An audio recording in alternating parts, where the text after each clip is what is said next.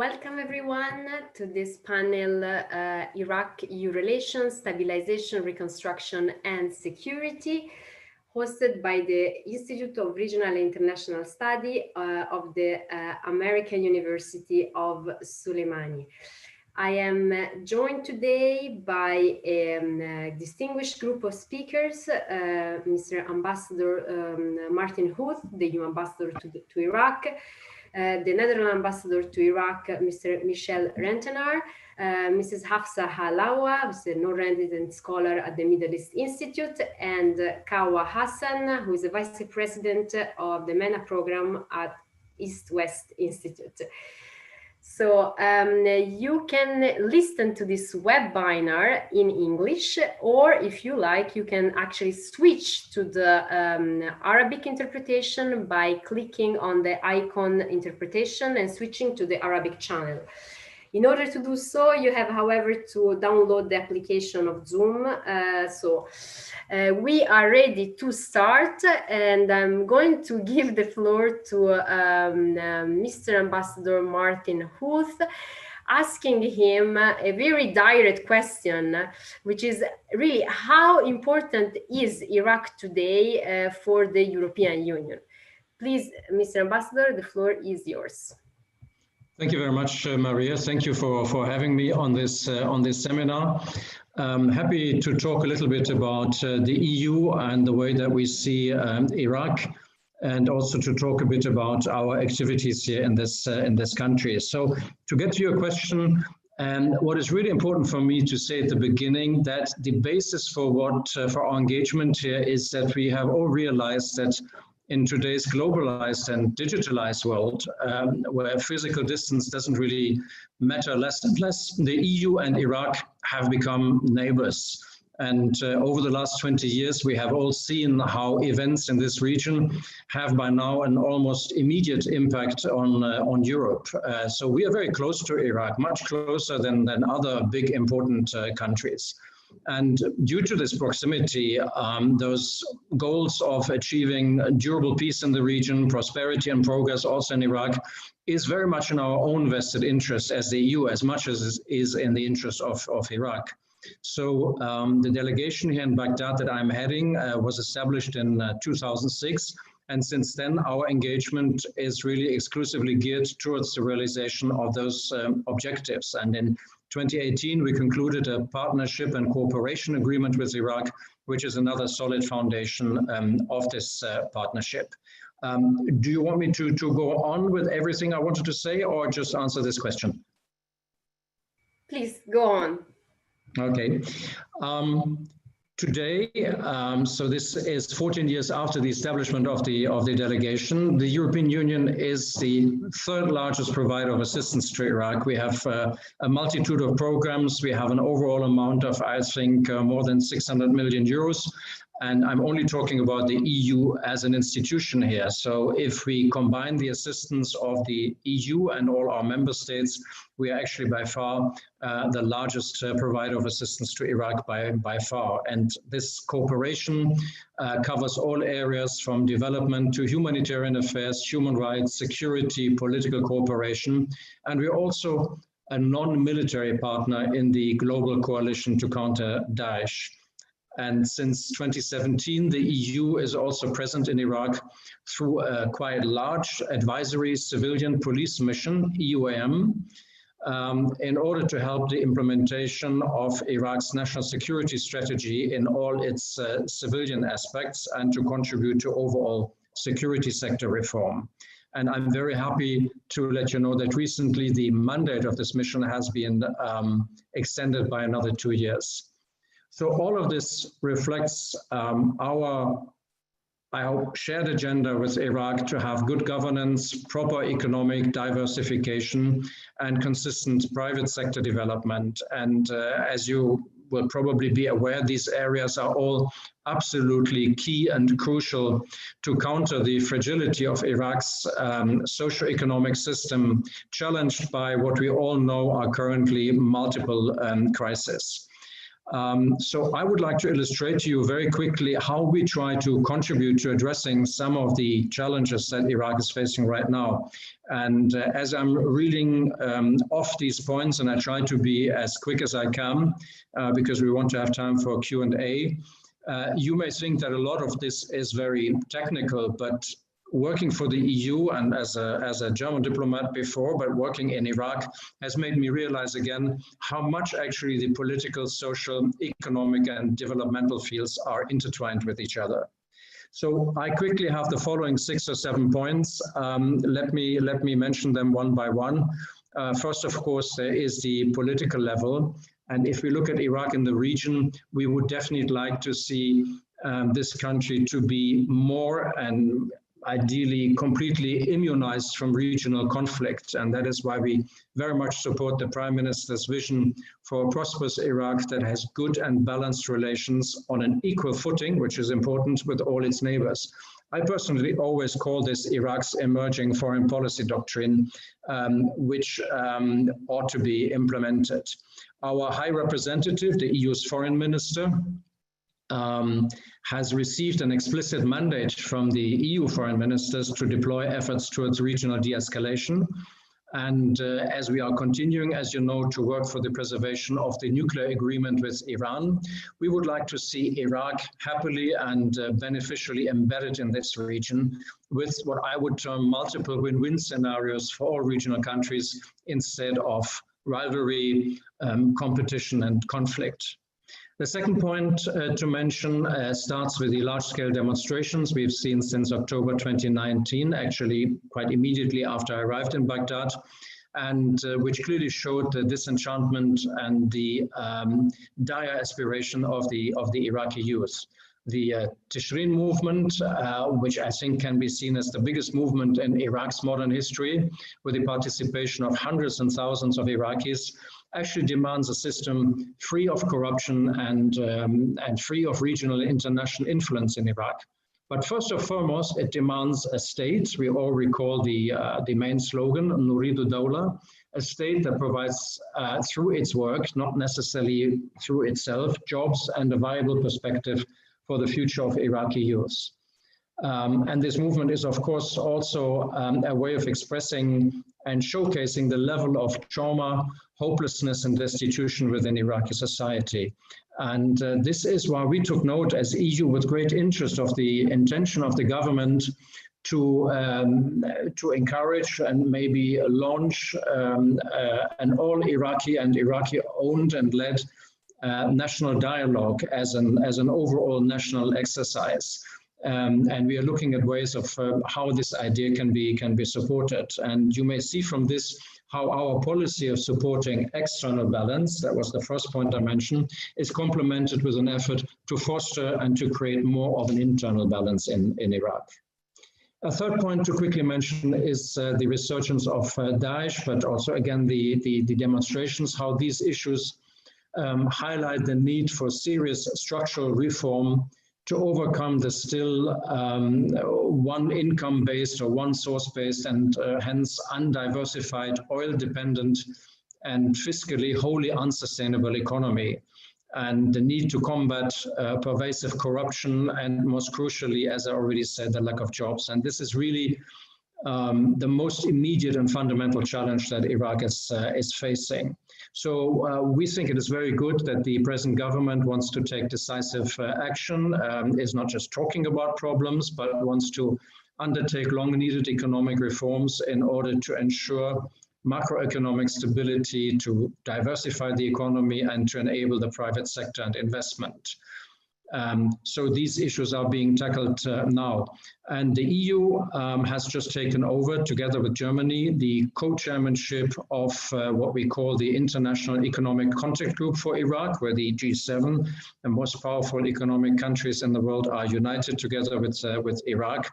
And we will therefore remain closely engaged in the reform process. And as I'm talking to an institution that is based in Sulaymaniyah, let me also stress in this context how crucial it is to permanently and sustainably solve the outstanding economic issues between Baghdad and KRJ, again within the context of overall economic reform. A fourth point is related again to the youth, the reconstruction process, the need to invest in Iraq's youth, obviously with regard to education and job creation, addressing unemployment and creating entrepreneurial opportunities is crucial for that. And as EU, we are heavily invested in programs supporting job creation. I think this year alone with the Minister of Planning, I signed agreements totaling about more than 220 million euros for the purpose of supporting Iraq with social economic recovery, job creation, revitalization, the economy, and notably in the agriculture sector. And let me here also stress the importance of promoting technical and vocational education and training, something that we are doing through our cooperation with Iraq's 3 or 4 technical universities.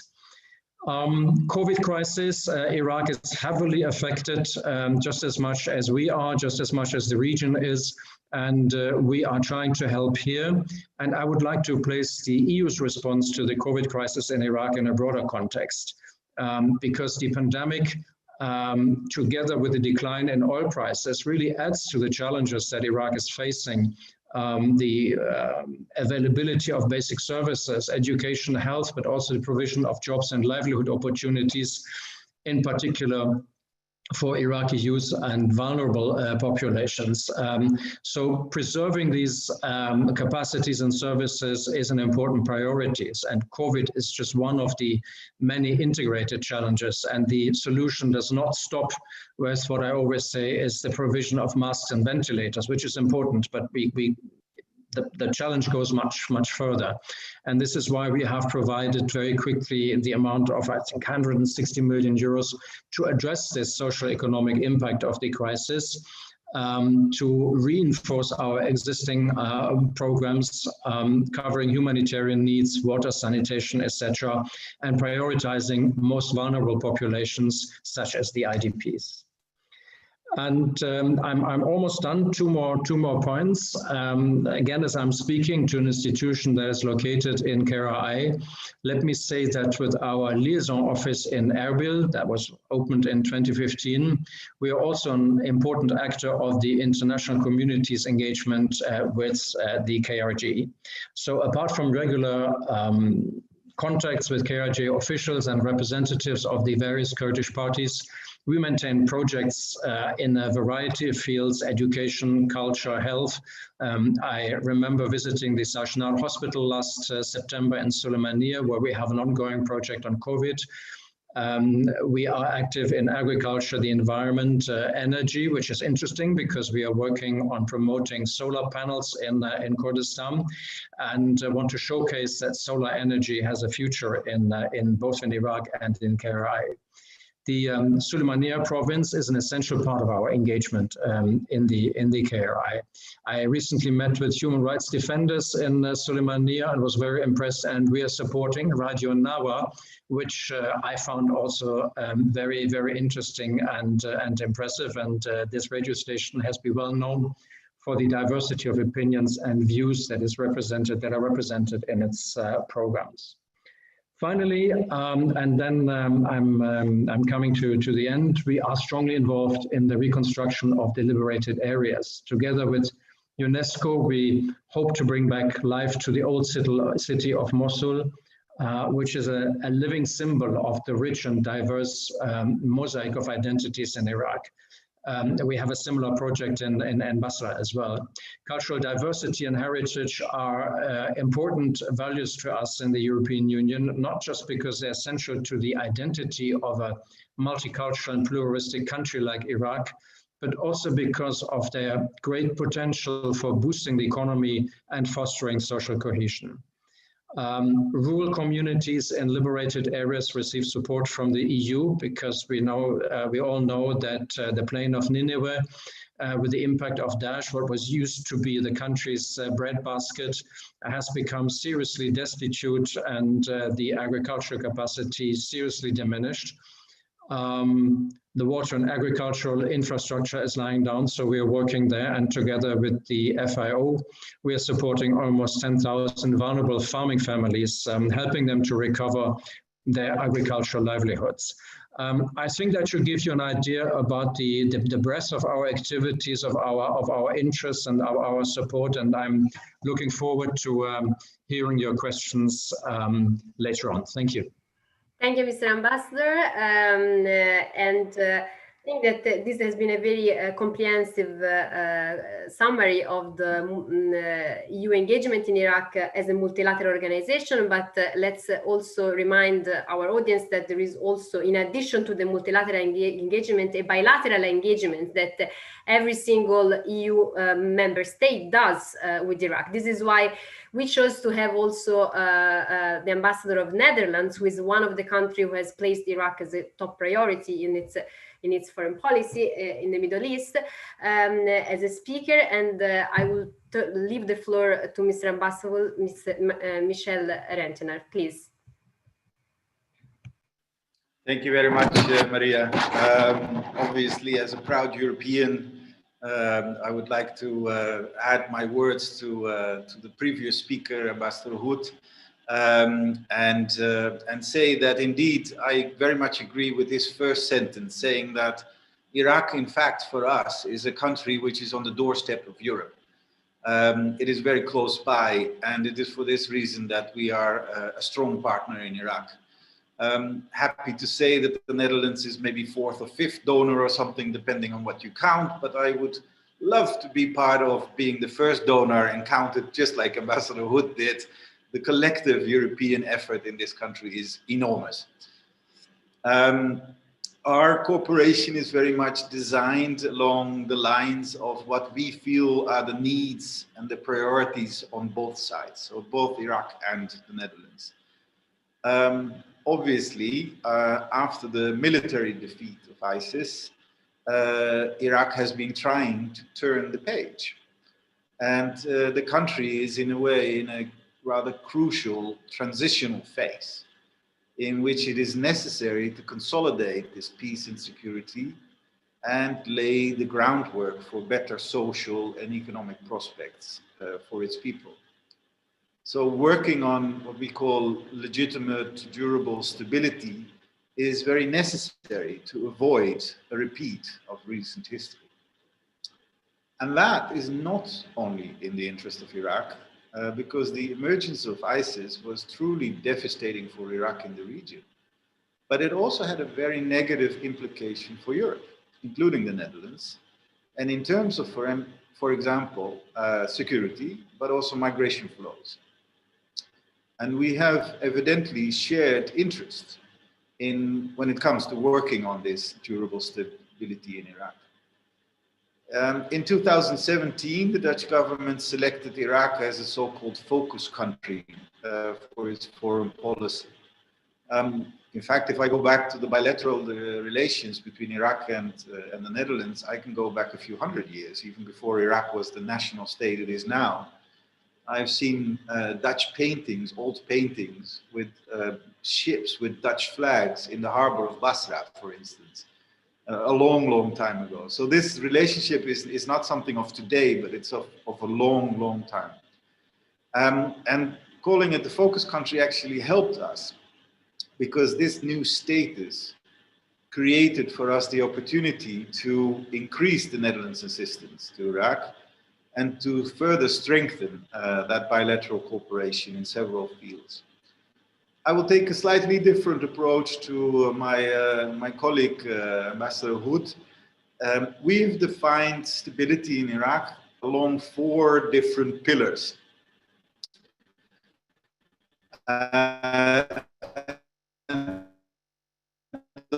Those pillars for us are security, they are Mr. Ambassador, I think you are cut. Okay. There is working income, and there is human rights. But this is how we have security. But apart from our participation, the Netherlands has also, I hope the connection is helping us, or was it bad? Is it back to normal now? Very good. So apart from being a member of the coalition to defeat ISIS, and of course being a NATO member in the NATO mission in Iraq, we also have a substantial, what we call stabilization portfolio, in which we focus on the rehabilitation of crucial infrastructure that was affected by ISIS presence. Let me just give you an example of capacity building of security in the justice sector. For instance, in this respect, we are working on the reconstruction of the main police station in Sinjar. It's just an example, but working on these building blocks, let's say the bricks and walls, is not enough, of course. We're also very much working on training the Iraqi police to address the needs of local communities and to better ensure their protection. So that's an example of the security field. Then secondly, migration. Legitimate stability, we feel, cannot be achieved if we lose sight of the many people on the ground that were affected by the conflict. So investing in protection, inclusion, and providing prospects for displaced people should be a central part of the route towards durable sustainability. Again, let me give you an example. We need to recognize what the impact of conflict has been on people's mental health. Attention to mental health is just as important as providing shelter or delivering food assistance. Unfortunately, mental health issues are still a little bit of a taboo in Iraq. And the Netherlands invests very strongly in training psychologists and social workers to make sure that thousands of people affected by the conflict can receive mental health and psychosocial support. And thirdly, work and income, hugely important, of course. Iraq has almost 1 million young people coming to the labor market every year. We want to invest in the youth who hold, we feel, the future of Iraq, and to stimulate better economic prospects for youth. The Netherlands focuses on facilitating entrepreneurial opportunities. The motto we use is think big, but start small. And the Dutch Orange Corners program supports Iraqi youth in bringing their entrepreneurial ideas to life. Despite the difficulties caused by the pandemic, 40 young entrepreneurs graduated from the first Orange Corners cohort in this year. Again, let me give you an example. It is a huge success. It is amazing to stand there, as I did, with these youngsters who have super bright ideas, but just don't quite make it to the market, let's say. So an example is, for instance, the company called Tabib Baghdad. It's an online platform that connects Iraqi patients to doctors. It started from the Orange Corners program, and it just raised 6 figures in seed funding. That's serious cash. It's a big step in the Iraqi ecosystem for entrepreneurship. So even more importantly, most of the graduate ideas were not only good business, they also helped tackle social problems. It was so inspiring to see many of those young, talented people together, ready for an important step in their lives. And we will continue to work with the government on strengthening the private sector in such a way, but also to invest in young change makers like that.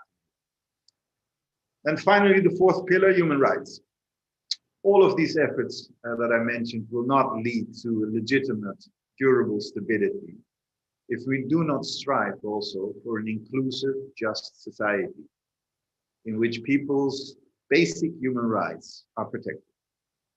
So the freedom of expression and the press freedom, of course, are cornerstones of such a society.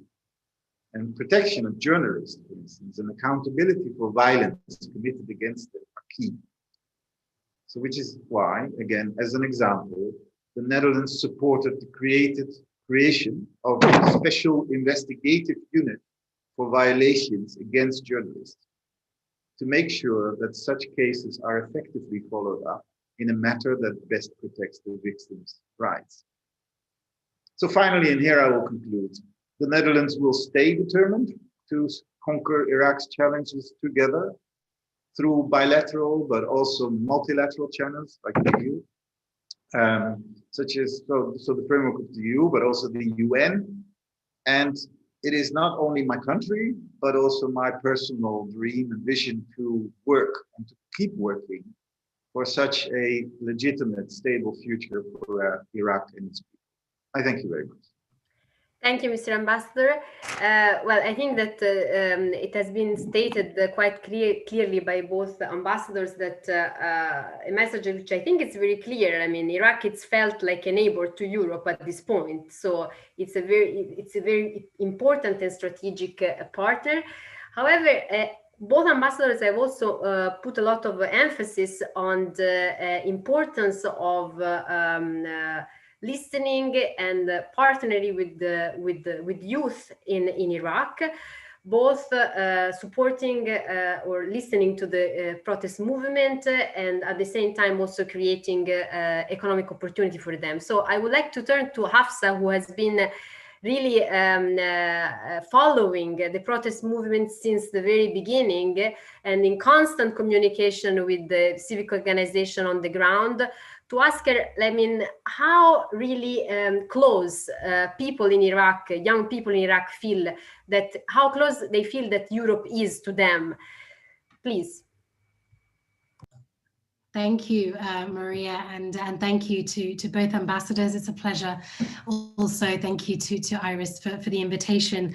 I think primarily I'd like to caveat my intervention by saying that without a doubt, the onus on development, prosperity, reconstruction, reconciliation, rehabilitation, all the major challenges that Iraq faces right now is the responsibility of the government. And it is the responsibility of those quote unquote elected leaders in the country and the parliament to be able to respond to the many challenges. So with taking that as a caveat or a qualification to my comments, I think part of the, and tying into the question of civil society, I think part of the problem that we face with international support is a question of visibility. Having worked for the EU myself at a point in time and having been part for another period of time for a member state foreign ministry as well, and being within the development and donor sector as well as the UN for many years, there is always this attachment to the United States when it comes to Iraq. Iraqis themselves view the Western international community through the lens of US foreign policy and that binary of US-Iran. That is not necessarily a critique of the European Union or its member states. I think it actually serves as an opportunity for the EU. I remember once sitting in Brussels with a certain official who lamented to me at the height of the migration crisis, as the EU saw it in 2015, that the EU's major fallout from the engagement with Syria and Iraq is that it didn't have a military, and that for the EU, we didn't engage militarily, and yet we bore the brunt of the military actions and the wars in Iraq and Syria. And to an extent, that's true. But I think that actually, in terms of engagement and visibility, both on a political level and on a civil society level, is the opportunity for the European Union as an entity, particularly the EU, because obviously member states are involved in different capacities within the coalition. But the EU has an opportunity as a non-violent, close foreign ally and partner to all Iraqis, and that's a major selling point. It's a major visibility issue, and it also allows a sort of an unbiased positioning. That, however, is challenged dependent on member state activity and how member states themselves engage bilaterally with Iraq. And this is not a reflection on the Netherlands particularly, rather, other more visible actors and different positions that they may take politically or otherwise. And of course, the region itself is not Iraq only. Iraq doesn't work in a vacuum, and certain perceptions across the region do spill over, and different people in different countries in the region take their cues from other citizens in other countries. It's never the case that Iraqis will only view foreign engagement and in some cases intervention based on just their own perceptions. There's a wider, particularly in this age of a digital economy, digital engagement, that there's always differing views. So there is that balancing act that needs to happen for the broader European partners, whether it's member state specific or EU, and in terms of their partnership with the United States as an actor, and I would point in that as well, the UK, the United Kingdom, and their very US allied, US centric foreign policy targets and ambitions. I think part of the concerns in terms of civil society, certainly when the protests first broke out, and talking more about civil society rather than protesters and protest movements, a lot of these civil society actors were present in the protests in their individual capacity rather than in an organizational capacity, was that for a very long period of time, and understandably, much of the development, humanitarian, and other forms of human rights assistance has been to areas affected by the conflict and what we now call the liberated areas of the country post-ISIS. What that's meant is that the protest movement in the South has suffered from little visibility and the requirement of many international actors and supporters to engage initially in mapping exercises. I myself have done 2 or 3 mapping exercises for INGOs and donors on this very issue in an attempt to integrate more and diversify civil society support. That's an incredibly important endeavor. However, what it does signal a risk of, is that the pendulum swings where the current focus is at any given time. If conflict were to break out, if ISIS sleeper cells were to gather momentum in areas where they're still active, Diyala, Kirkuk, these areas, does the pendulum then swing back to focusing on these areas dependent on the kind of challenges that we see? And the other sort of couple of points that I want to sort of build upon the comments from the ambassadors, just very, very vigilant of time and wanting to allow Kawa some room and so forth, is what I failed to hear from the ambassadors, and that's not to say it's not in the strategies or not in the programming, is the question of gender. Now, the EU has a gender action plan. It has launched the 3rd stage of the new cycle of the gender action plan, where it not only integrates with member states, but provides annual global targets based on its strategies. However, the EU-Iraq strategy, as it's currently with its 5 arms, does not mention gender specifically. It doesn't have a specific arm for gender, at least in the written form.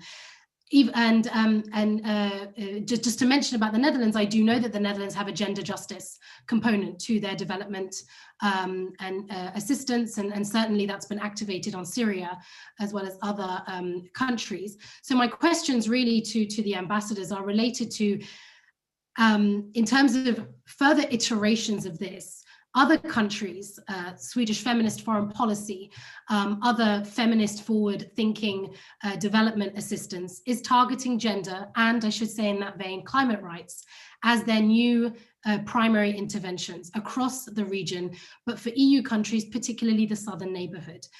It is, I believe, a mistake to continue to frame the word of stabilization through the ultimate lens of migration, which we know politically in Brussels, arguably that is how it is seen and viewed. So what space do you believe there might be to shift development and civil society and other political targets away from this language of reconstruction and stabilization, and more towards a forward-thinking approach of climate rights, gender promotion, gender, which includes gender justice, includes violence against women, it also includes corrective measures. And I would point out that needs to be part of the political bilateral track 1, as well as sort of the civil society engagements. And my other very specific engagement, it's a specific question while I have the opportunity to ask the ambassadors is, there's been a lot of talk about resettlement, reconstruction, rehabilitation of these, the liberated areas destroyed by the conflict. However, the government for the second phase since 2016 has recently engaged in a massive camp closure project. We know, I certainly know from my own research, that a number of these IDPs end up simply reabsorbing into new host communities off the map and off the radar in terms of being officially tracked, whether it's by IOM or other international mechanisms that are in place. You mentioned that, particularly the EU, that there is support on both returning but also reconstruction. What kind of coordination has there been with the government in this recent level of camp closures? And how is that being monitored? How is that being implemented? What are the decision-making circles within which it's being decided to close these camps suddenly? And what is the minimum standard for areas of origin to promote their return? Whether it's, we talked about, you mentioned the infrastructure, police stations and so on, but the question of healthcare services, education, bringing people who were these public sector employees back to this region to support those communities, as well as the direct infrastructure. Thank you very much. Thank you, Hafsa. We will turn to this question just after Kawa intervention. And now, you have mentioned, Hafsa, as well, something very important, this sort of, difficulties. On the one hand, Europe tries to really see Iraq and its neighbors as one of its neighbors. Iraq has a very important role and opportunity in de-escalation, but also there is this bilateral foreign policy, and each European state has its own alliance, whether some prioritize the alliance with the US. So, but there is one thing that indeed it's common, which is the fact that there has been an attempt of Europe, and Kawa has followed this very closely, to sort of encourage the relation between Iraq and its neighbors. Specifically in this attempt to de-escalate tension at the moment where US-Iran tension were really at its peak. So how successful this has been, and how it can be more successful, Kawa, according to your experience? Thank you very much, Maria, and also good afternoon. Thank you very much to AIS for the invitation. Also, thank you to both ambassadors. So, I'll, in addition to what you said and asked, Maria, I'll talk about, for the sake of managing time, one specific dimension of EU's Iraq strategy, and namely that is, supporting Iraq's good relations with its neighbors. Indeed, we have been at East-West Institute together with our partner CARPO. We have been implementing a project called Iraq and its Neighbors, which is a track 2 diplomacy project aiming at improving Iraq's relations with Iran, Turkey, Saudi Arabia, Jordan, and Kuwait, and which is supported by EU, by EAS. So before saying a bit more about that particular project, I'd like to say that as we all know, on January 22nd, 2018, almost 3 years ago, the EU adopted a new Iraq strategy. One of the objectives of this strategy is to support regional dialogues, help Iraq to foster diplomatic engagement with neighboring countries, and encourage Iraq's neighbors to play a constructive role to sustain and increase their support to Iraq. 3 years on, almost 3 years on, I think this strategic objective is more than ever relevant for Iraq and the EU, but it may need to be updated and operationalized to reflect internal Iraqi and external regional developments. Given systemic corruption and mismanagement in Iraq, coronavirus pandemic, and low oil prices, post-2003 political order in Iraq is on the verge of economic collapse. Without real reforms, Iraq is literally on the brink of the transition from a fragile state to a failed state. This transformation, should it occur, will be disastrous for Iraq and the neighborhood, and will definitely negatively impact the interests of the EU and its member states, as it will undoubtedly unleash waves of migration in the region and towards EU, will provide ISIS with a new lease of life and further deteriorate regional security. I think in light of these developments I just mentioned, and also based on main takeaways from our project Iraq and its neighbors, the EU is really uniquely well positioned to help Iraq become more independent from external actors, especially Iran and the US, by developing balanced win-win political and economic relations with its neighbors. One of the key takeaways of our project at ESOS Institute with our partner CARPO and supported by EU, and entitled, as I said, Iraq and its neighbors, is that the EU is considered and perceived as a neutral player without a negative agenda or problematic track record. In the current polarized and fragmented Middle East, this neutrality is a unique strategic asset that assists the EU to pursue its strategic goal of fostering bilateral and regional dialogue, focus on the future of Iraq as a neutral state.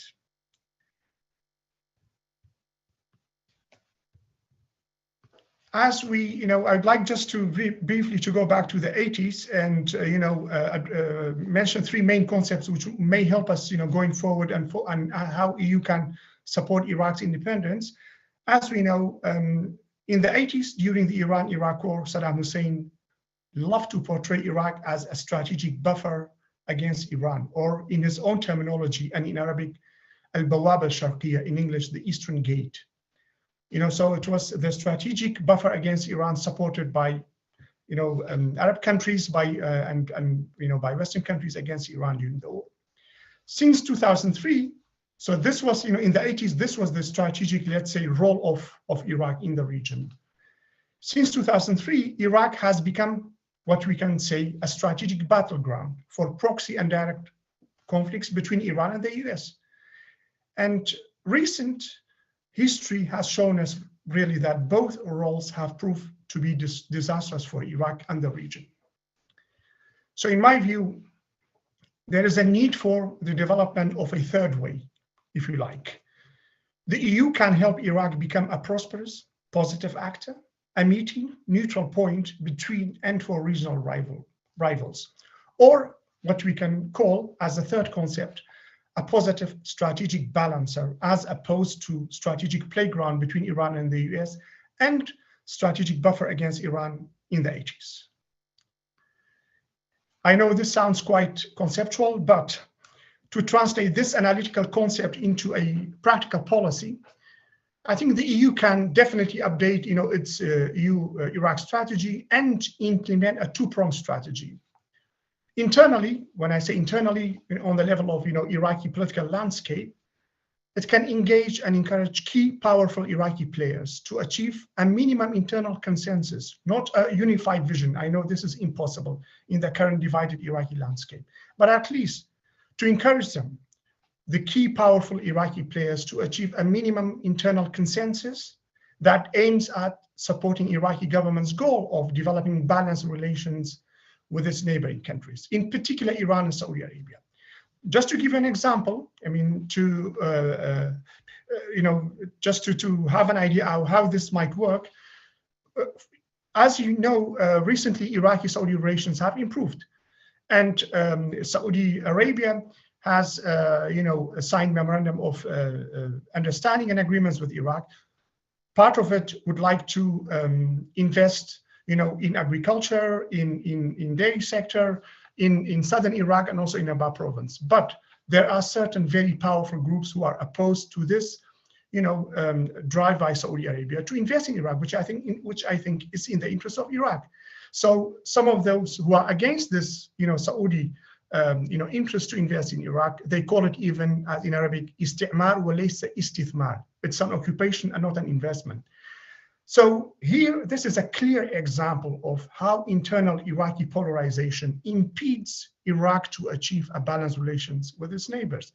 I think here there is definitely a need, and EU can engage on high level, but also on non-official level, key Iraqi players who are opposed to these kind of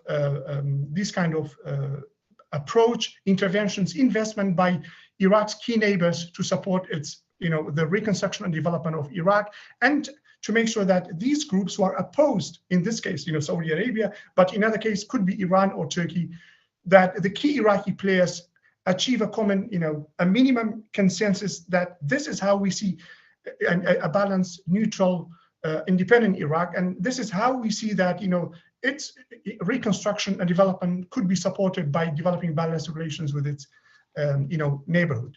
Externally, and by this I mean on the regional level, the EU can engage the Iraqi neighbors to develop balanced economic political relations with Iraq, instead of simply, which is the case actually right now, instead of simply seeing Iraq as a market for their products, and hence correct the current imbalanced trade ties, on the one hand between Iraq on the one hand, and particularly Turkey and Iran on the other, because the current trade ties, it's not in the interest of Iraq, because mainly they export produces to Iraq, while Iraq has little to offer in the current climate.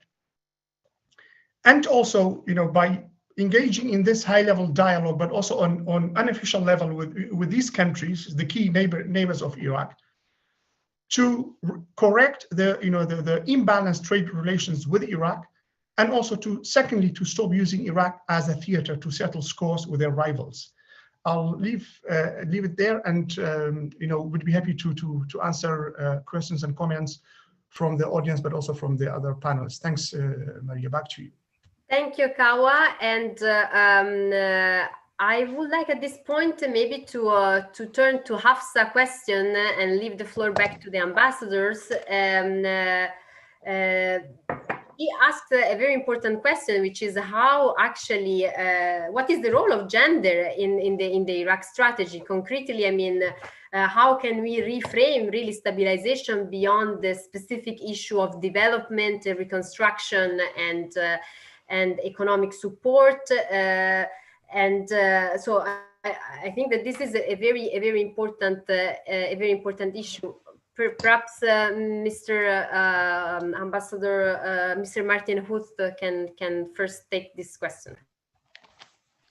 Thank you very much. I mean, let me say first of all that very many of our projects that we are conducting in Iraq, of course, have a gender aspect to them, and in Iraq as anywhere else, you've heard it, women as agents of change, the importance of having an all-inclusive policy, especially also in the development field, women in politics, etc. All understood, super important, and is included in our projects. But I think this question is an example of, or leads me to a general remark. There was so much in the presentations by Hafsa and Kawa, and by the time I was thinking of my responses to what they said at the beginning, we were already further on, and then I forgot the first one. So we could go on for hours discussing all the issues that you raised. Fundamentally, when it comes to the relationship between, I think, let's say Europe and Iraq, not just the European Union and Iraq, because it's the institution, it's the member states, and I think people basically mean it all together. It's a little bit like a distant love affair. The further we are away, the more we're being loved, and vice versa. This has to do with having to limit expectations on the one side, because in all the valid and good points that both Hafsa and Kawa made, there was still an undercurrent that I encounter very often here in Iraq that says there are all these problems and all of this has to be done, and basically you, the Europeans, you should fix it. And you can see that this can't be true. We are not a colonialist power. We can analyze and find out all these problems here, but we can't fix them all. We can only contribute. We can only help to raise awareness. And this is where I really think that as much as we are trying to support the notion of citizenship in Iraq, building a stronger state in Iraq with institutions at the service of citizens, the monopoly of coercive power, etc. It has to be clear that it is all up to the people and the government of this independent country to see where they want to go and start the process, as is happening in the economic field right now. So I think this role of us steamrolling into the country and fixing it all, it's a nice idea which is present actually in the heads of many people, but it doesn't work that way. However, there's something that we have to do as well. Iraq is in between, let's say, at least two big countries on which there's a lot of focus. There is the Islamic Republic of Iran, and there is Saudi Arabia, and there's Syria. Of course, Syria is a focus for us right now, and unfortunately, this leads to Iraq being out of focus sometimes. And I don't think that in Europe there is sufficient interest in Iraq and sufficient awareness of both the positive and the negative potential that this country has. Let us not forget, we're talking about a country of 40 million people. We are talking about a country that at some point could be a little economic powerhouse, if only, you know, reforms, etc., etc. A country that can also be the source of problems. And I think migration is a legitimate issue to mention here. Migration has many, many aspects, positive ones, negative ones. There is the issue of perception, etc. But migration is something that concerns us in Europe, and it's an important factor. What would happen if Iraq really fails? And again, it is a big country, and it will have all sorts of consequences for Europe. I would like to believe in working towards fulfilling a positive scenario, and that takes me a bit to what Kaveh said when he described the situation of Iraq. And Kaveh, you may recall that we discussed this before. Iraq has a very peculiar and very important position in this region, being historically, geographically, etc. By its tradition and by its history, it is a kind of buffer state. And there are two kinds of buffer states historically. One is the buffer state that is abused, exploited by its bigger neighbors, and suffers and doesn't have the oxygen to breathe and to develop, and is basically suffering. And the other one is the model of the positive model of a country that is in between various forces and actors, but that manages to somehow benefit from this position, where, you know, everyone can meet, and where there is no conflict, but where there is mutual benefit and trade, etc. And I think this is what this foreign policy agenda of the government of Iraq is trying to slowly achieve for this country, and I think that is a very, very promising avenue. And when we say equal and balanced relations with all its neighbors, we actually mean all its neighbors. That maybe already makes us a little bit different from other actors who may think that not all actors should be included in this scenario, and we think everybody has to be there at the table, but everybody has to recognize Iraq's sovereignty and again provide the space and take part in these multiple win-win scenarios. On the camp closures, because that's really dear to us at this moment. If I can say one moment, I don't have to go through the whole list, so I leave some for Michel as well, my Dutch colleague. On camp closures. So we are struggling. We are really concerned by what is going on. I think we agree with the government of Iraq that camps are not there for all eternity.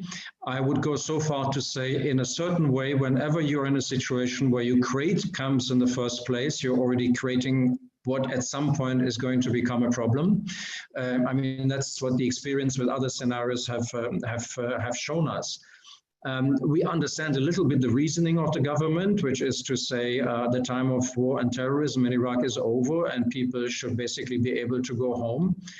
Fine, but the focus must not be simply on closing the camps, but it must be on the people. And you know, you talked about the standards. We all know what they are: voluntary and dignified return being amongst them. And I think this can all be achieved with a little bit more time and with a bit more coordination and cooperation. Our humanitarian actors are ready to do that and to involve themselves. And right now we feel that they are not really being listened to. There is an issue of access to sites. Our hands are outstretched to say to the Iraqi government, we are ready to help.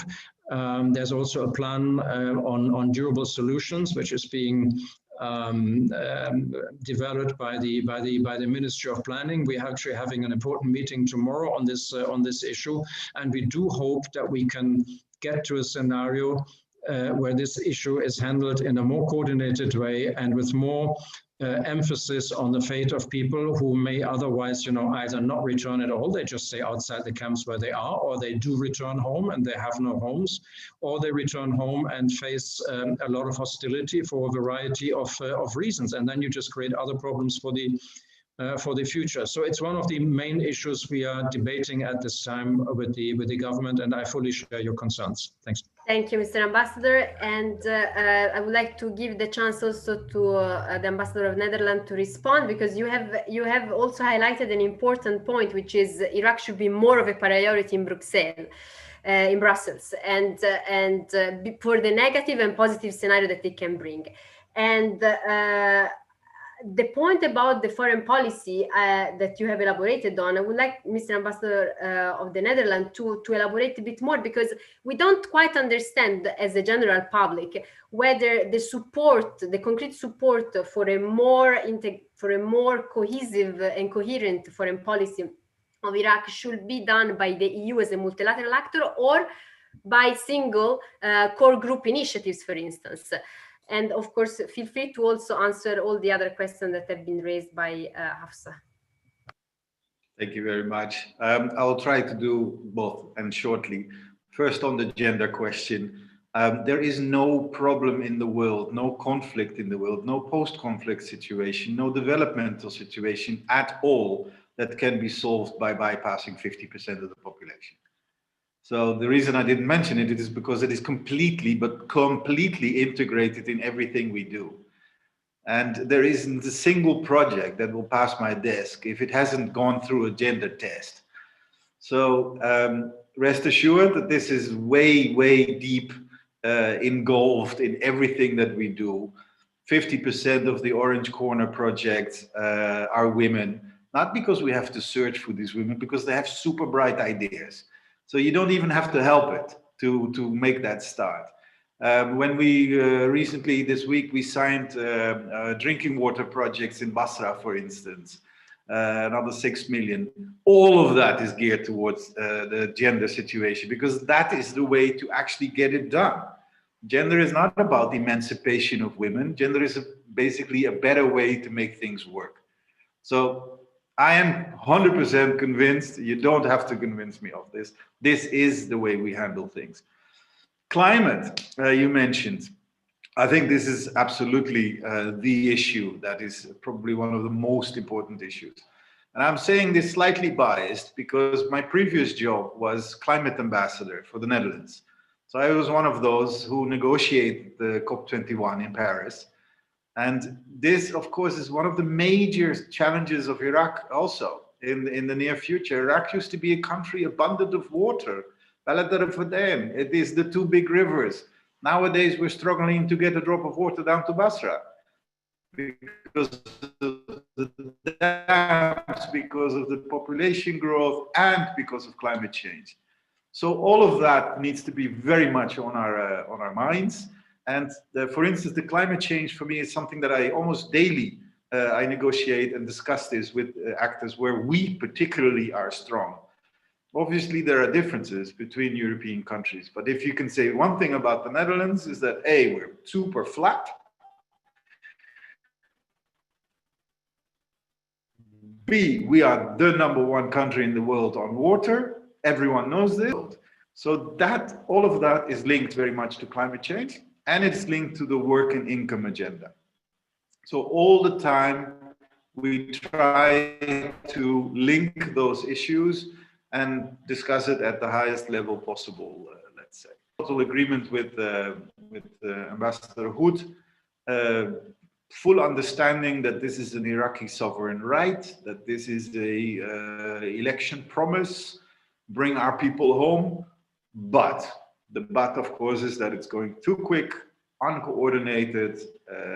Us, the UN, the international community, the NGOs, we don't really know more or less where people are being sent. Is it secondary displacement? Is it tertiary displacement? Are people taking up refuge somewhere else? There's no house ready, no job ready, etc. So yes, understanding for the policy of trying to basically solve the problem of the IDPs, but it's not being done in the right way. So this is something that even this morning, I was having a meeting with the Minister of Planning, and it was the major item on our agenda. And then finally, on the difference between the EU and the bilateral countries. That's an interesting one. When you ask about the marriage, which one is the more important, the man or the wife? I mean, we're married 27 together. It's a super complicated marriage. But we also have differences in things that we can offer. There are small countries, bigger countries, different capacities. The one thing that unites us, though, is that Iraq is the country on our doorstep. And whether it has to deal with migration relations, terrorism relations, economic relations, developmental relations, it could be many different fields. We all try to do what we can do best. But one thing we should realize, and this is my warning also to you and perhaps also other listeners into this seminar, do not think that Iraq is a developing country that deserves somehow 20, 30, 40 years of development assistance from the European Union or its member states. That is not going to happen. The reason that there suddenly is now a lot of money available for reconstruction efforts in Iraq has to do with the internal politics also of European countries. And that is an important thing to keep in mind.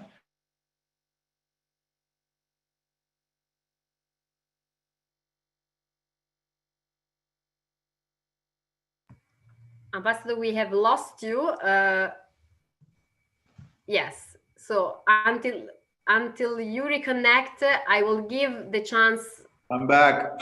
Yes, you're back. That's good. It's probably because I said something really bad.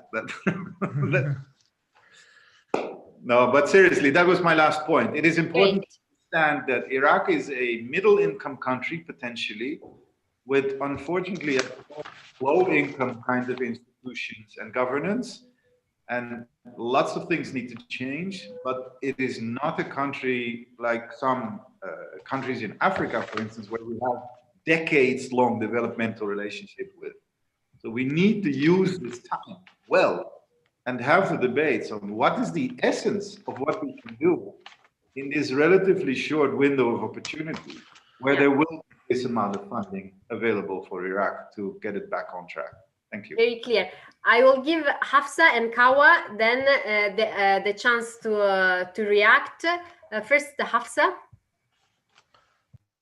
Very briefly, thank you very much to both ambassadors for those interventions. I would just defend myself slightly that I caveated my intervention with the fact that the responsibility is that of the Iraqi government and the parliament, so and the broader apparatus. So I did caveat that, but I think it's important. I mean, certainly I myself, as at least until January, a European taxpayer, you know, and with my own member state as well, it is important for us to know how successful or how, on what level do we gauge the success of interventions? You mentioned, and I agree, Ambassador, that these are not decade-long interventions. However, the success rate, the ability for these kinds of broad stroke implementation plans on reconciliation, on social cohesion, on conflict prevention or reconstruction, all these words that we use in the development sector, they mean very little if there's no material engagement. And it's not necessarily a question of arguing that the EU or its member states or other members of the international community have a responsibility to fix parts of Iraq or certain issues related to Iraq, maybe the US aside. It's more a question of, in a country where corruption is endemic, and we know this, there is political paralysis on all levels of the political order, whether it's parliament, the government, the prime minister doesn't know where to act to get a constituency of support, security services are fractured.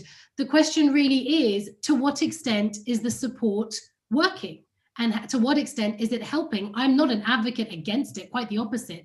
I've worked myself in the development sector, continue to, and advocate very strongly for it.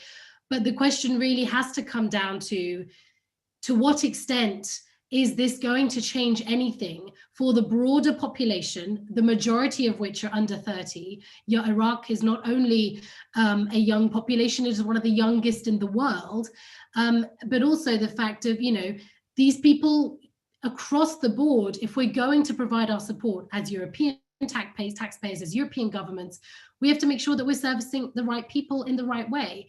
So it's from both sides in terms of how Iraqis can benefit materially and how Europe benefits in terms of keeping it more secure, engaging on issues that relate to its own interests, and supporting its southern neighborhood in the most productive way. And the broader question is, how is that even possible at times with politics so completely paralyzed as it has been arguably since 2018 and continues to be? So thank you to both. Hafsa raised a very important question. Very shortly react to that? Yes, please. No, I think you hit the nail on its head. The one thing, of course, I can say, I will never claim that either a bilateral country like the Netherlands or the larger EU would be able to solve all problems in this country. No way. But I do know that I can say for a fact that we do our damnedest best to make sure that where we spend some Dutch euros or European euros, if you like, in a particular smaller project, that it will be used for changing dramatically the life of that particular person. And this we can see and we can vouch for. And we can see that people who are returning from camps, displaced people, horrible situations, for that person it makes all the difference. The same in a more positive light. The young person that came to me with the idea of that those projects in the orange corners, they are amazing. If you can link them to actually finding the investment, and then they will do the rest themselves. And the same is true for a farmer that I found who was like Kawa, ended up in the Netherlands for a while, learned Dutch, learned about flowers, came back here. We could give him a little bit of seed money, and he's now opened one of the largest flower growing shops. Stuff like that. This is what will change the future for those people. And the rest we have to do as well. Of course, we will have to support the institutions, which takes years and years, especially swimming against the swamp of corruption, the swamp of political paralysis, as you call it. But we will do both. We will change the lives of some individuals and work on the macro side. Kawa, your turn eventually. Thanks. I told you about my unfortunate time constraints. Could I maybe just come in for a second? Please. So yes, Ambassador Huth will have to leave. Sorry for jumping the queue. Yes, very shortly.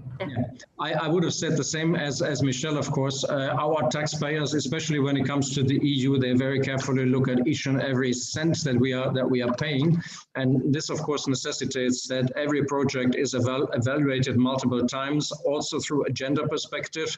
And I've just also been told that we are actually involved in funding a gender center at the American University of Sulaymaniyah. So I think this really has to be mentioned here. But my fundamental point is, and I come to realize this more and more, that we talk about we are now neighbors, etc., and there is this misconception of each other. When we are neighbors, we have to start to act as neighbors, and we cannot simply see each other either as some idealized version of the perfect world, maybe, which is part of the perception from here towards Europe, and we must stop as Europeans to see this region exclusively through the prism of potential or actual trouble. I think that is the real challenge that we face also as citizens of our countries, to be able to get a little bit closer and see that well, the negative way is to say we are not doomed together, but we have a joint fate in this world. The Syria conflict has really showed this to all of us, and there are some positive lessons to be drawn, which takes me to the positive effects of migration again. But to really engage or to develop a perspective where we say, this is my neighbor.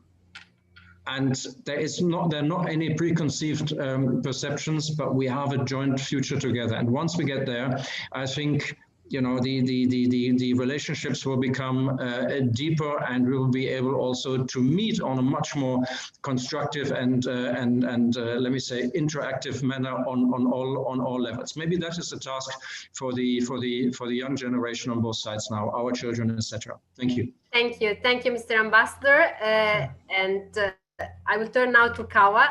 Yeah, thanks, Maria. So, Ambassador Huth, I couldn't agree more with you on that. First and foremost is the responsibility of Iraqi leaders. Those who came to power in 2003, they built this system to fix the problems of the country. No power on earth can and should fix Iraqi problems. It's the responsibility of Iraqi leaders, first and foremost.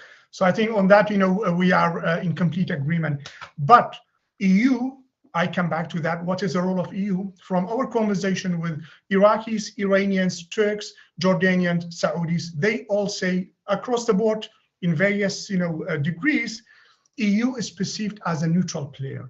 So this perception is positive. This is a positive perception, which is good, which could be utilized as a strategic asset to, you know, to pursue the goal of, you know, helping Iraq to arrive at its own foreign policy doctrine, which is a stable, positive buffer state.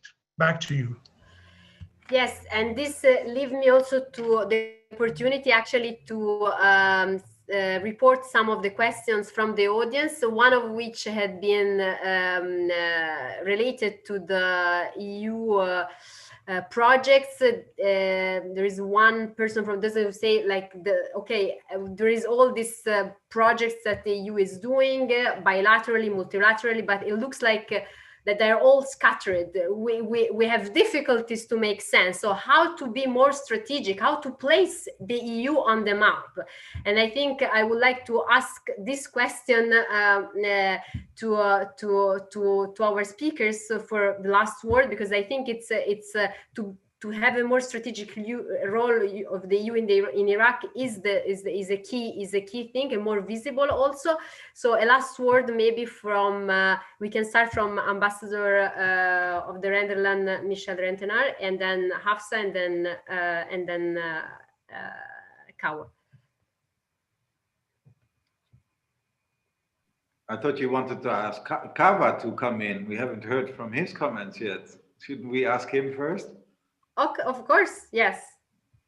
Okay, thank you very much, Mr. Ambassador. So, I mean, myself also, I used to work in the development and emergency, you know, sector before, and I know the difficulty of when you have all these different donors with different projects, you know, trying to coordinate and make sense of who's doing what and how they should cooperate is a mammoth task.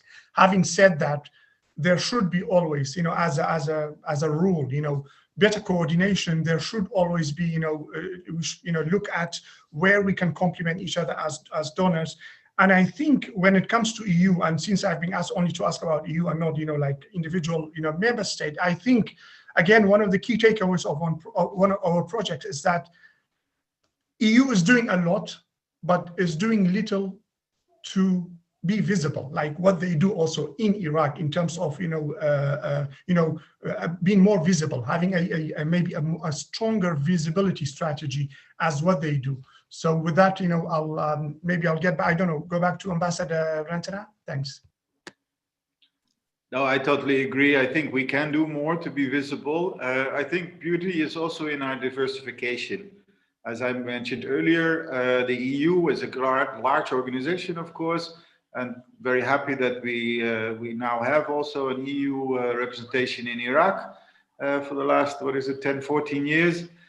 So that is one thing, but you should also keep in mind that these different European nations are also different and have different expertises and different fortes and different strength. And that is what makes it beautiful. The whole European project as such is made beautiful like that. And it's the same in Iraq. And unfortunately, there is so much to do in Iraq that there is enough for all of us, let's say. And there is not a huge risk of duplication of efforts, let's say. There is so much to do. that if me as a Dutchman who happens to live below the dike and works on water and agriculture, then I'm sure some other European country can work on something else. But maybe Martin will give the EU the perspective. word to them. Yeah, Martin, on visibility maybe, because that is a real, it's a bit of a challenge. We have a saying that goes, don't only do good, but talk about the good thing that you are doing, which is something we are doing just as our Dutch colleagues are doing. But actually reaching an overall Iraqi audience across the country is not an easy task. I mean, social media, they can do a lot. I've never had as many followers in any place before as I have in Iraq. An interesting lesson is no matter what you post, no matter what you tweet, you get a lot of criticism. You can never make it right for everybody. So I think that is indicative of a society that discusses very actively and is not shy of expressing their views. But I found this a fascinating experience, a little bit difficult at times. But access through the media is not very easy in Iraq, and I think that has to do again with the extent to which you can interact when it comes to media.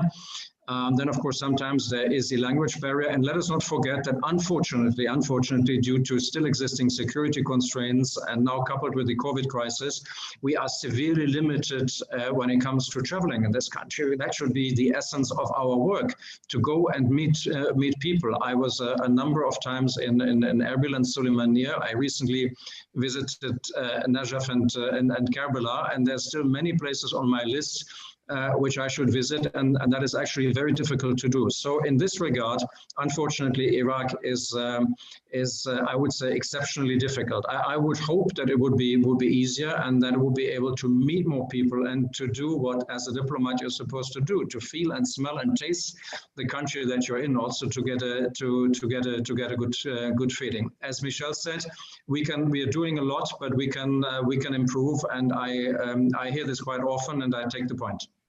Thank and you. Unfortunately, I have to excuse myself. I'm going off to see. We're going to close soon anyway. I want to leave the last word to Afsa for what are your suggestions, Afsa, for a more visible EU in Iraq, more effective, that Iraqis can feel that the EU is there. Yes. Tell us. Thank you, Maria. And not to end on a sour note, and regardless of my nationality, I'm very committed to the European project and the European institutions. However, I think some of the challenges that were mentioned in the question and in your comment are emblematic of the general tensions within the EU that exist among 27, formerly 28 different nations with very different interests, different priorities. That is natural. Iraq is not the only country, particularly in the southern neighborhood, where there has been distinct disagreement among member states over how to engage with countries, particularly those that have fallen back into authoritarian tendencies or that are in conflict. So, this is not necessarily a unique landscape within which that the EU has to manage. I think part of the problem will always continue to be that the EU, as an institution, as a project, as a body, has been, unfortunately, I think, over the years recently, as a product of Syria, as has happened in other UN and global and multilateral institutions, been driven by a security lens fed by the military engagements of its member states. And that's natural. The point is, I think, in terms of visibility, in my personal opinion, is how do we move back to what the EU is best at doing, promoting its best values, its best institutional knowledge, democracy, human rights, gender equality, climate rights, and these kinds of issues that ultimately are the long-term drivers that mitigate conflict drivers, engage communities, empower reconciliation and rehabilitation, and can drive us away from this teetering into conflict that Iraq seems to constantly be living in, as it has been since 2003, and try and progress on some very long-term development indicators. Thank you. Thank you, Hafsa. I think you have to do, if I may. That is committed and is committed to its value. I would like to end the panel here. Yes, please. Sorry. Please. I just wanted to say, I think you have to do both. Engage in those sectors that Hafsa just mentioned, but I think the European Union can also be a little bit more of a political player, and this has been, I think, articulated by Kava. It is constantly articulated in the region. We are good in and could be even better in the areas that you mentioned, but I think it has to go hand in hand and on the basis of this neighborhood concept, as I called it, to also engage us and contribute to what is going on politically. Thank you, Mr. Ambassador, and you that is committed to its value and it's more political. I will end this panel here, and thank you again to Hafsa, Martin, Michelle, and Kava for their participation today, and thank you for the audience for connecting. Keep following Iris, and you can watch again, of course, this webinar on YouTube. Thank you again, and have a good evening. Thank you very much, Maria. Thanks. Bye-bye. Bye.